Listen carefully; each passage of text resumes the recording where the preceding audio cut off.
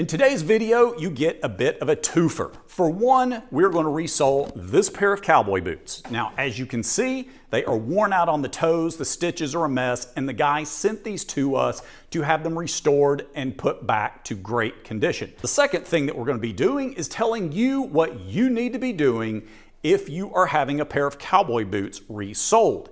Now, what you may have seen in past videos and what a lot of other channels are telling you may be a bit different than what we would recommend going forward. Well, what is that? Well, in today's video, we're going to tell you what we recommend doing with your boots. All right, so we're gonna resole these boots, but we're gonna do them a little bit different. We're gonna be putting on half soles. Let me explain why on cowboy boots, it's often better to do half soles. Not always, but often. All right, so cowboy boots come in two different styles. They have the pegged waist and where the welt only comes just behind the joints around here. We call that a half welt. And then there's the ones that come all the way just underneath the heels, almost like a dress shoe 270 style. Now, both of these can have half soles, but this style often requires it, well, not requires it, but is encouraged to a certain extent. I'll explain why. So we do full soles on this style all day, every day, but we also do a lot of half soles. And the reason why is because when you get into this style of cowboy boot that's actually pegged, the waist is carved, it's very tapered, and it fits just perfect. And when you take this whole thing off, if you don't know what you're doing, you can often lose the shape of the boot and make it wider. And so if you take it to a cobbler who is not used to working on cowboy boots, then it's often encouraged just have them do a half sole. So the general rule that I like to go by is if you have a cowboy boot that's got the pegged shaped waist, I would do a half sole the first time, maybe even the second resole before you go on to do a full sole, and then you can start back over with a half sole and then work your way. That's just kind of the rule I like to go by.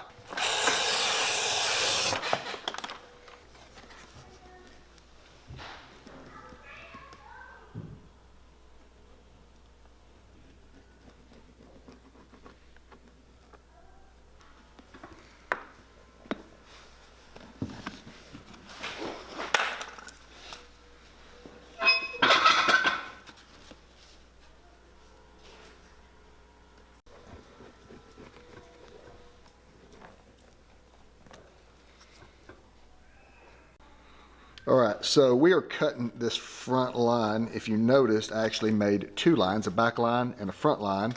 And the reason for that is we want to cut on the front and then taper from the back down towards the front. And I'll explain why. Well, you'll see why when we keep going.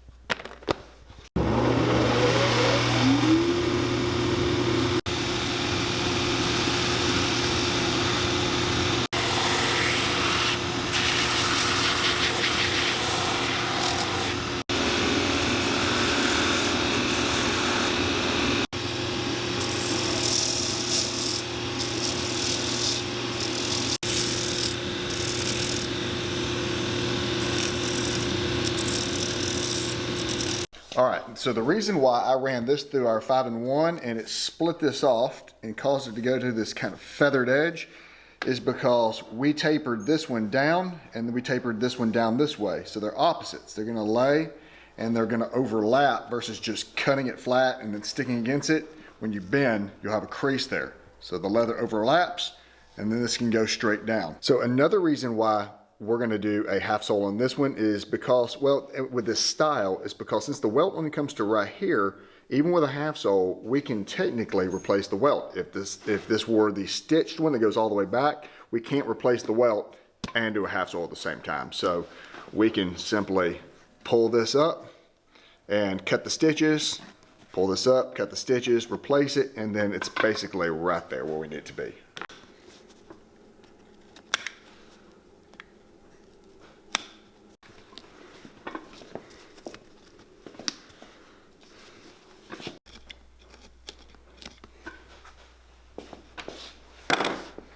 All right, while I'm pulling out these stitches, I thought I'd tell y'all, this is a carved insole and show you the difference. Now, I don't have a cowboy boot that has gimming, but it's the same thing. This is a dress shoe.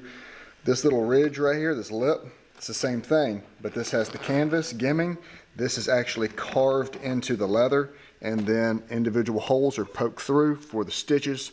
So this is a lot more fragile, and it's harder to replace. So you gotta be real careful with these, but a lot of traditional cowboy boots are still made this way.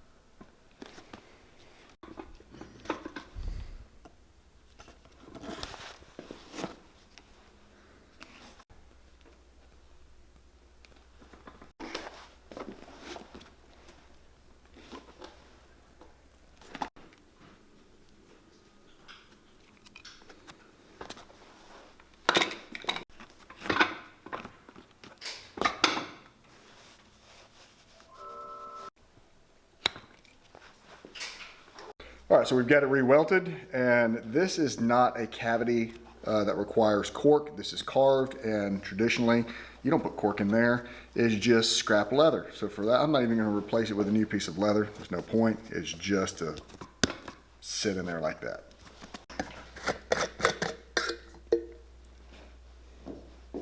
And I don't want to use contact cement because it is hard to eventually get stitches out if you use contact cement, so rubber cement is just enough to hold this in place.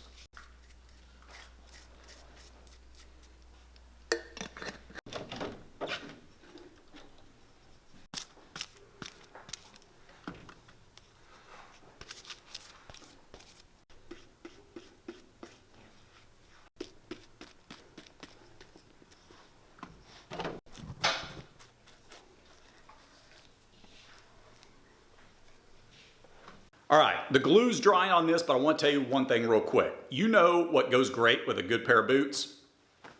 A great pair of socks. Now, this is not a sponsored video, so don't go anywhere. This is simply a quick shout out for a great company. Now, guys, you probably have seen the channel called The Boot Spy. Now, it's run by a gentleman named Will, and Will and his business partners own this brand called Camel City Mill Socks. Now, they make the socks in North Carolina, so it is an American-made company. We are also an American-made company, Southern Polish.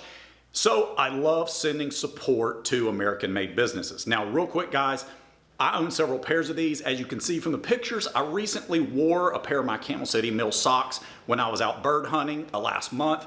It wound up pouring down rain on me. And what makes these socks so great is they wick away the moisture. My feet did not get soaked the entire time, even though the leather in my boots did get pretty wet. Now, guys, another thing about Camel City Mill socks, they also have a 10-year warranty on them.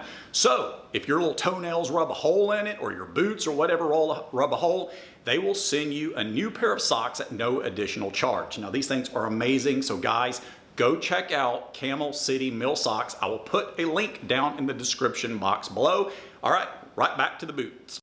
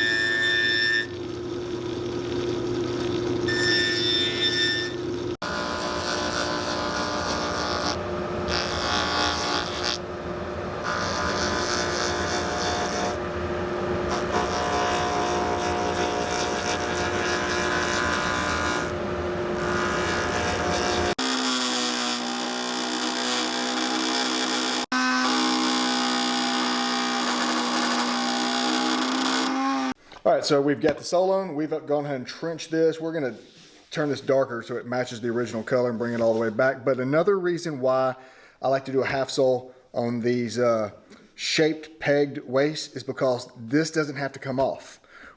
Underneath those two lines that we originally made here, the groove and then the cut, these pegs and nails actually came up into this. So when we sanded it down, we sanded those out. So that's why we're actually going to extend the pegs and the nails back up, and it will actually help secure this seam here.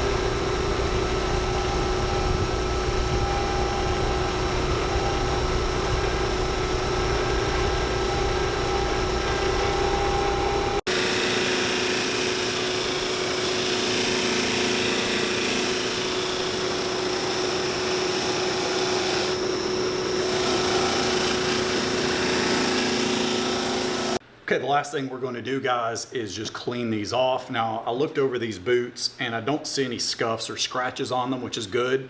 So all I'm going to do is use a little cleanser on here. It'll take off a lot of the surface dust. And then after that, I'm going to throw a little leather lotion on there just to hydrate them.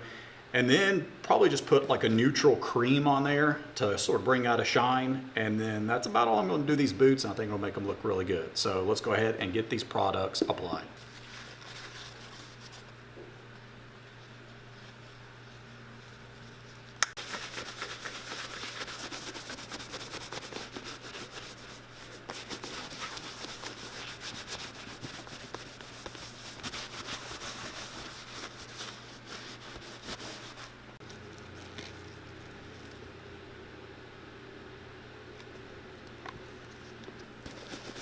All right, now this leather lotion that I'm putting on there is very similar to the Saphir Renovateur. Now, yes, you can put it on exotic skins as well, just like this, and it's not going to hurt it at all. So this is a good kind of like all-in-one conditioner that you can use on your smooth leather boots.